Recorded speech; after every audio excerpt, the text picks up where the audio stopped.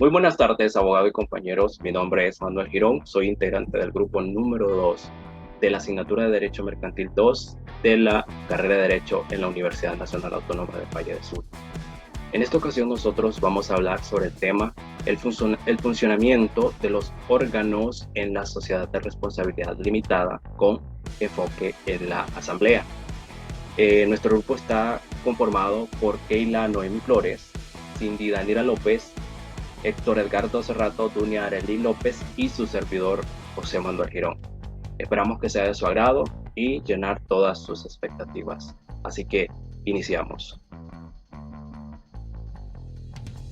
Antes de iniciar a hablar sobre el funcionamiento de los órganos en la SDRL, hemos considerado que es importante conceptualizar qué es la SDRL para entrar de lleno en lo que es este tema. Y tenemos que la sociedad de responsabilidad limitada es un tipo de sociedad mercantil que surge de la necesidad de los pequeños y medianos empresarios de contar con un instrumento adecuado para llevar a cabo todas sus actividades empresariales sin necesidad de poner en riesgo sus fortunas, de poner en riesgo su dinero y acudir o llegar a obtener ciertos capitales sin la necesidad de ir a un banco a solicitar un préstamo. Entonces, ese es el concepto que tenemos de la SDRL, la Sociedad de Responsabilidad Limitada, que surge de esa manera, de la necesidad que tenían los pequeños y medianos empresarios de acceder a capitales o de un instrumento que regulara eso y de esa manera evitar poner en riesgo su fortuna. Aquí en la presentación podemos ver un esquema más o menos claro de lo que podría ser una sociedad de responsabilidad limitada. En este caso, pues lo hacemos la comparación con lo que es una empresa de un comerciante individual o una persona física, que era una empresa que está formada por una sola persona, y también una empresa que está formada por dos personas, que sería una sociedad de responsabilidad limitada. Un autónomo, en este caso sería la persona física, puede ser un empresario sin necesidad de formar una sociedad limitada, claro está. Por otro lado, cuando hablamos de dos personas autónomas, estas pueden formar una sociedad de responsabilidad limitada, es decir, que van a ser objeto de derechos y también de obligaciones, pero que ambos tendrán la misma cuota de derechos y la misma cuota de obligaciones. Por eso se le llama sociedad de responsabilidad limitada. Ok, un poco más adelante, pues ahora sí vamos a entrar de lleno a lo que es la Junta General, que es el tema central de esta exposición, más conocida como asamblea, que es lo que nosotros llamamos asamblea en la sociedad de responsabilidad limitada. Hablar de asamblea también podríamos hacer referencia y hablar también al mismo tiempo de junta, que podríamos decir que son sinónimos, pero en este caso pues lo vamos a explicar de manera separada. Y tenemos la asamblea como la reunión, o sea, el acto donde los socios van a tomar decisiones, ¿verdad? Tenemos que es una reunión de socios que deben ser legalmente convocados a fin de tratar asuntos que por disposición de la ley o de sus estatutos son de su prerrogativa, de tal manera que sin detener en marcha de la negociación se continúe con los planes y objetivos que se tienen como objeto o propósito en la Constitución, y que desde luego mediante la Asamblea pueden definir un nuevo rumbo para la empresa. Entonces, esto tenemos como la Asamblea, el acto en el que se van a tomar decisiones o en el que se va a decidir el nuevo rumbo de la empresa, o que van a llevarse a cabo ciertas acciones, como por ejemplo decidir quién va a ser el nuevo administrador, o si van a fusionar la empresa, o va a haber alguna modificación en una de las cláusulas sociales, etcétera. Podrían ser cualquiera de esas acciones. Ahora bien, hablar de junta nos referimos al órgano supremo, al órgano que se encarga de la dirección de la sociedad de responsabilidad limitada.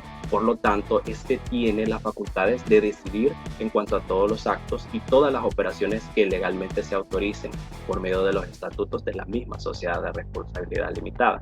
En esta junta es donde los socios conforman la voluntad colectiva a través del ejercicio de su voto, porque es aquí donde se toman las decisiones por unanimidad de votos, ¿verdad? Es decir, todos los socios que forman parte de la sociedad de responsabilidad limitada, en este caso, tendrían que decidir si están de acuerdo o no con cada una de las acciones que se lleven a cabo. ¿Cuál es el principal objetivo de la Junta General de Socios? Ok, el principal objetivo de la Junta es que estos puedan participar en las decisiones sociales. En el caso de estar descontentos en el camino que lleva la entidad, poder destituir, cambiar o reforzar al o los administradores. Entonces, este es el objetivo principal, ¿verdad?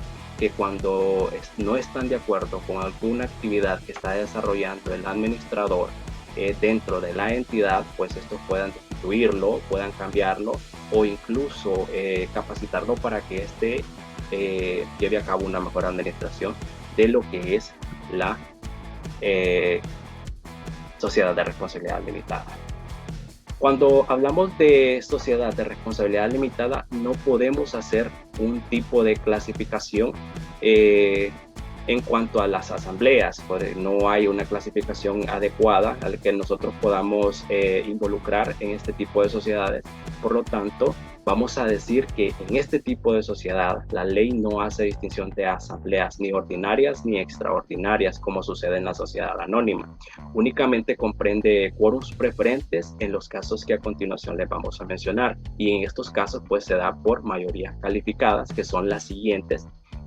Por ejemplo, en el cambio del objeto social, ¿verdad? Cuando se va a cambiar el objeto social de la empresa, entonces sería por unanimidad de votos, es decir, que todos los socios deben de estar de acuerdo.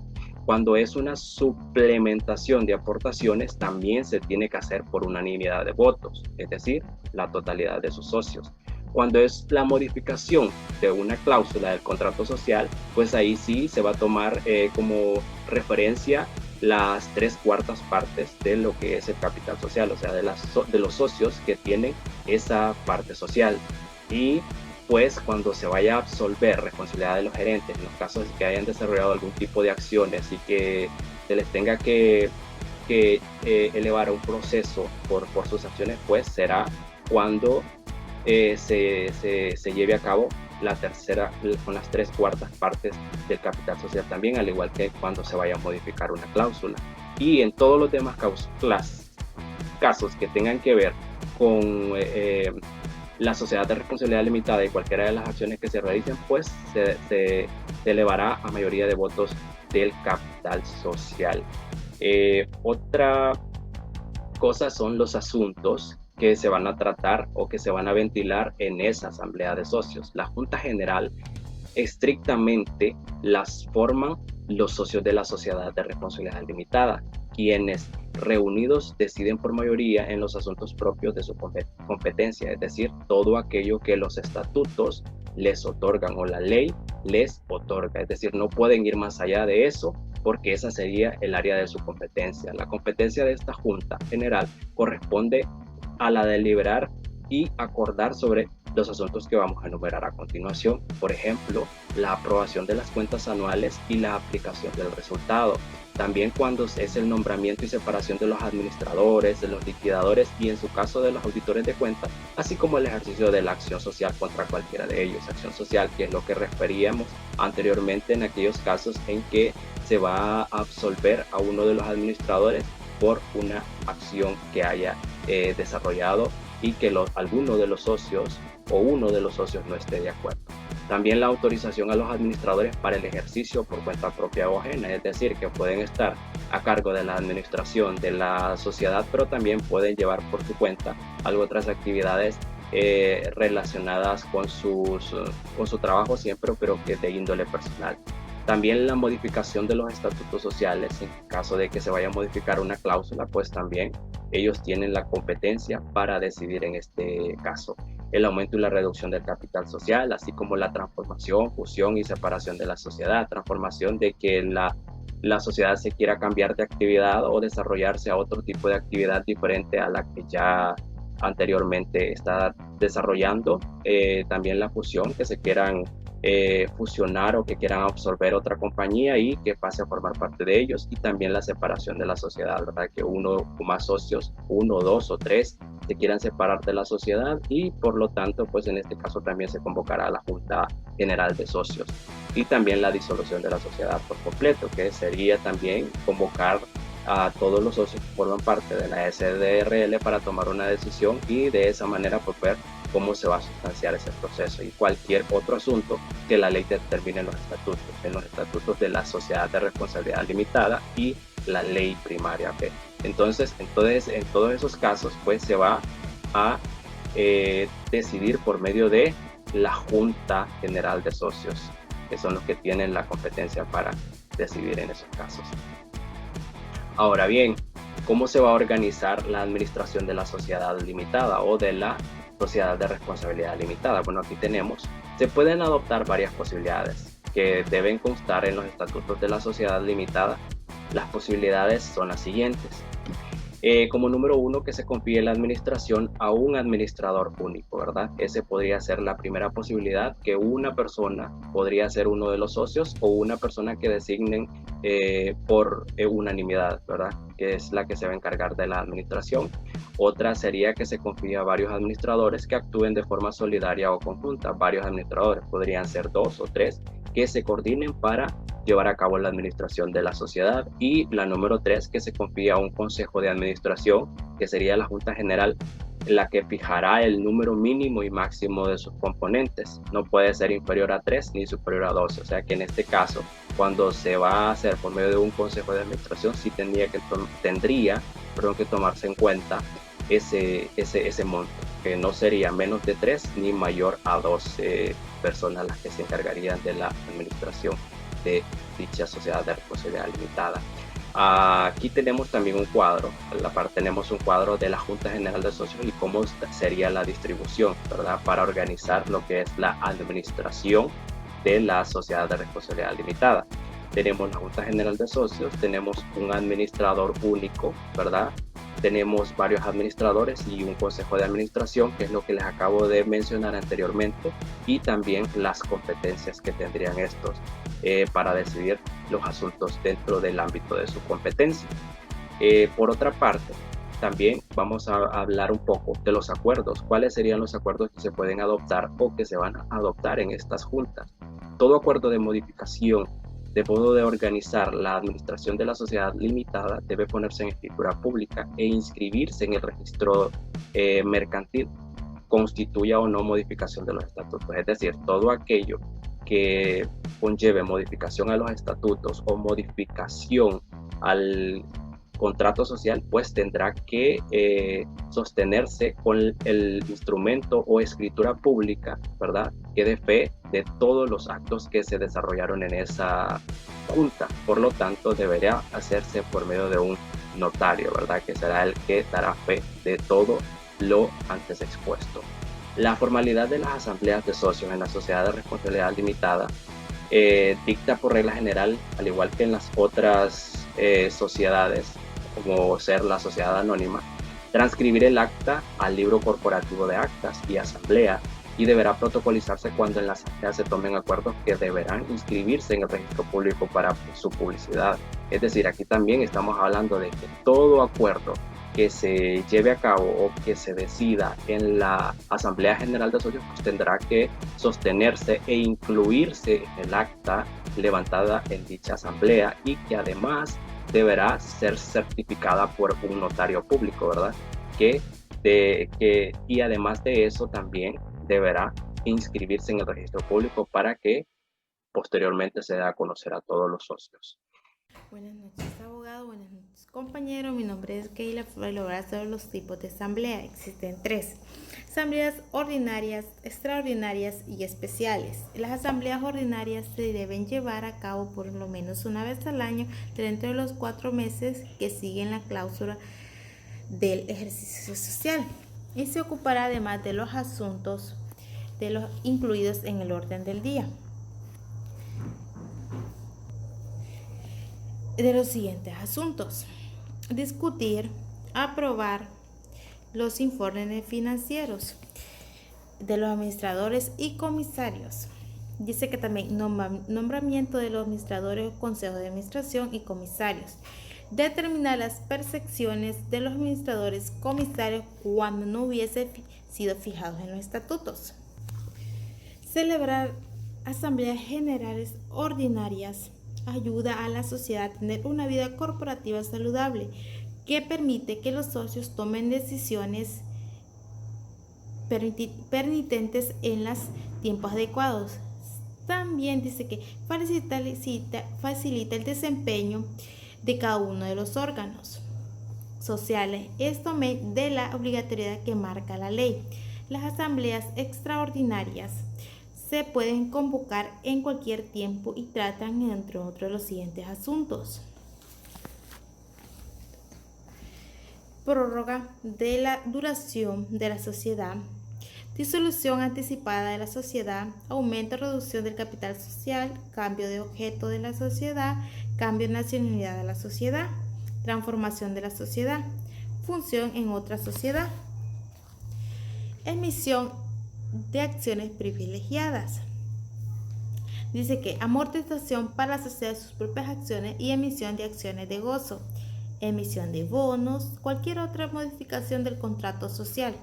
Los demás asuntos para los que la ley o el contrato social exige un quórum especial. Dice que los estatutos sociales son las disposiciones o directrices de actuación de cada sociedad. En este caso, de requerir que se realice alguna forma de dichas disposiciones, necesarias celebrar una asamblea extraordinaria para modificar los estatutos en comento.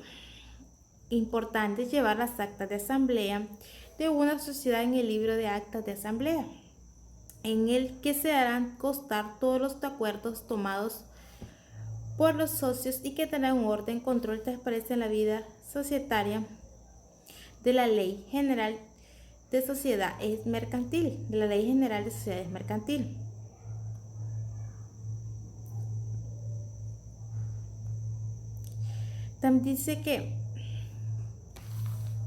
También nos dice que se prevé que si por algunas circunstancias no se puede pasar el acta al libro correspondiente, se debe protocolizar ante fedatario público.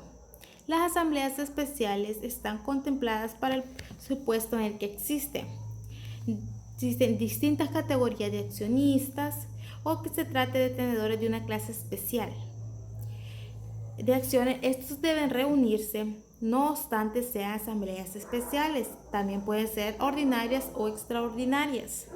Legalmente reunida deberá estar presentada por lo menos la mitad del capital social y las resoluciones solo serán válidas cuando se tomen por mayoría de los votos presentes. Ello, salvo que en el contrato social se fije una mayoría más elevada.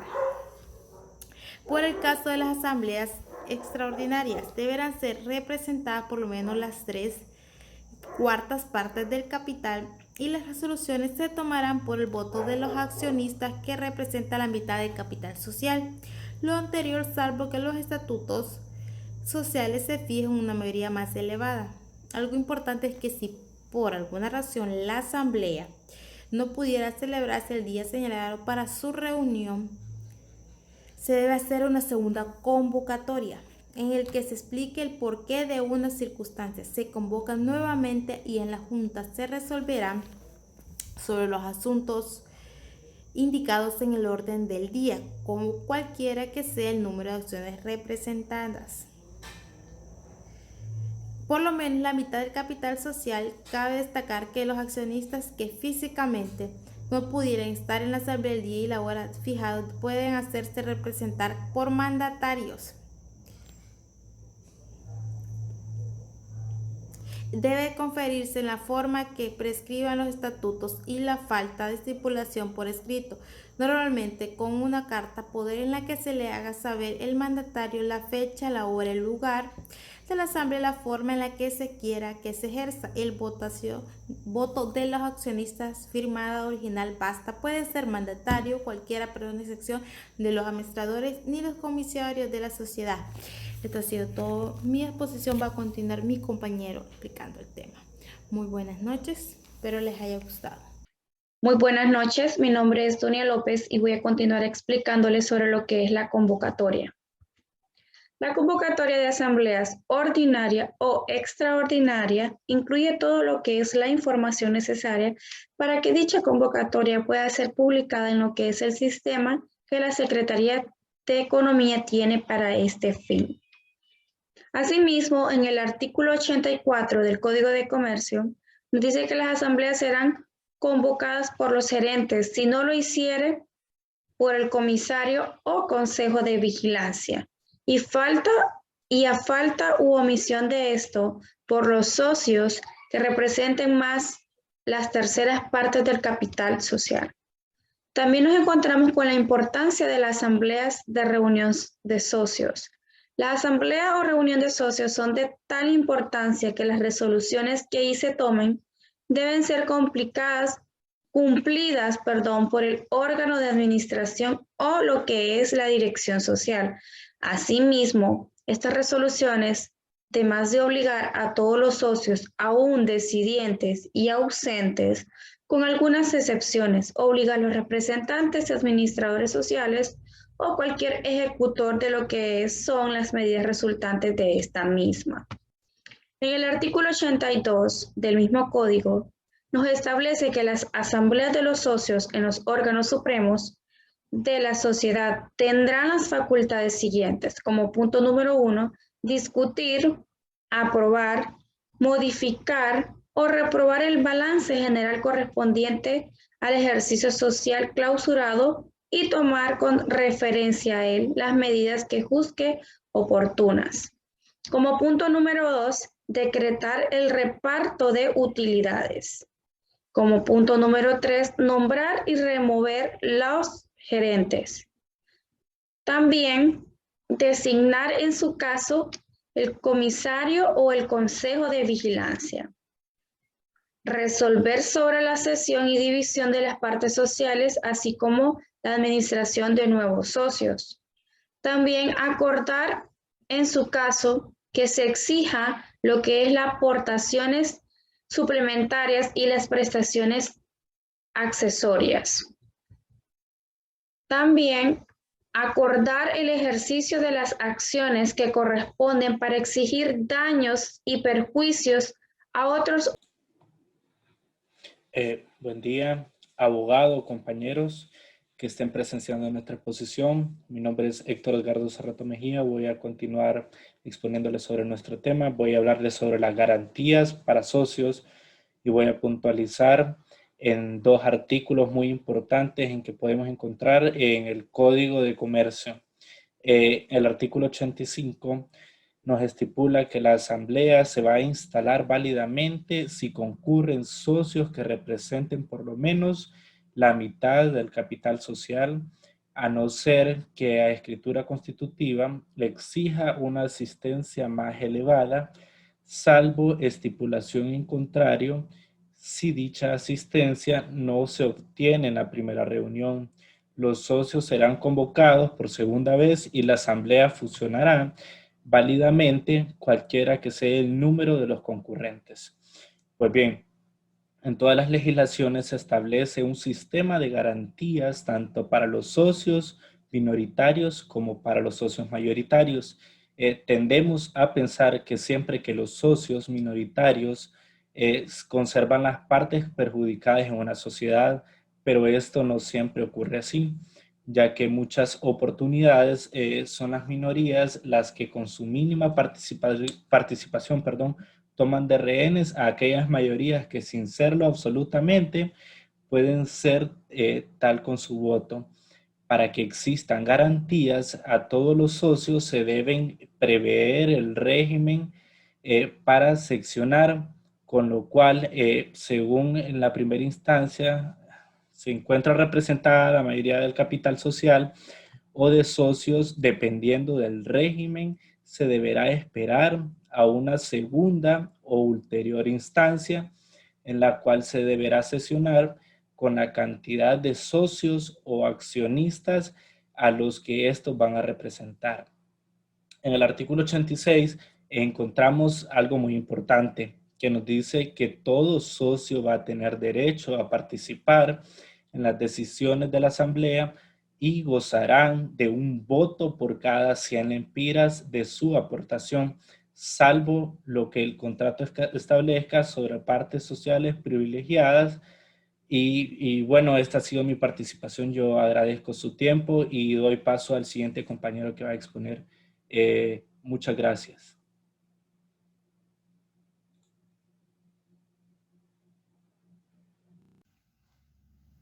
Continuando con la exposición del grupo número 2, les voy a exponer acerca de las actas. Mi nombre es Cindy López. ¿Qué son las actas? Iniciamos con que en una reunión son las decisiones plasmadas de los socios, donde estos certifican las decisiones que se han tomado. Por ende, las actas son obligatorias para determinados tipos sociales y de acuerdo a las exigencias legales o contractuales. Estas situaciones solo son un mero pero eficiente medio de prueba. Por ende, todas las decisiones de la junta directiva o junta de socios, asamblea de accionistas, deberá hacerse constar en actas aprobadas por las mismas o por las personas que se designen para tal efecto. Una vez que ya se haya debatido sobre las decisiones, estas actas deberán ser firmadas por el presidente y el secretario de la misma, pudiendo ser suscritas por todos los participantes. Y cada vez que se va a realizar una reunión de socios o asamblea, es importante que las resoluciones que allí se tomen sean plasmadas en estos documentos, o sea, en una acta. ¿Por qué? Porque son un medio fehaciente frente al reclamo de los consocios o de terceros ante una responsabilidad que pueda provenir por la actuación del administrador o el directorio. ¿Cuáles son los requisitos de estas actas de asamblea? El nombre de la sociedad, nombre del acta, el lugar en que se efectúa la asamblea, la fecha y hora de la misma, la clase de convocatoria, qué número de instancia es, los números de acciones suscritas, la forma de la convocatoria, la lista de los presentes, indicando el número de acciones propias o que se representen, porque cada socio o cada asistente deberá firmar esta acta, el orden del día, las instancias, las deliberaciones, las decisiones tomadas, el número de votos emitidos a favor o en contra de las mismas, las designaciones efectuadas para presidir la asamblea y para firmar las actas, y sobre todo la fecha y la hora de clausura de la reunión. Entonces, cada una de las actas que se realice es conveniente, si la ley expresamente no lo exige, que lleve libros para la finalidad. Pero como sabemos, cada acta deberá ser registrada en los libros. Y exponiendo un poco el artículo 87 del Código del Comercio, nos dice que las resoluciones se tomarán por mayoría de los votos, a lo que se concurra la asamblea, excepto en los casos de modificación de la escritura social, para lo cual fue requerida por lo menos el voto de las 3/4 partes del capital social, a no ser que se trate de un cambio para fines de la sociedad o que la modificación aumente las obligaciones de los socios, caso en que se requerirá la unanimidad de votos. Esta ha sido la exposición del grupo número 2.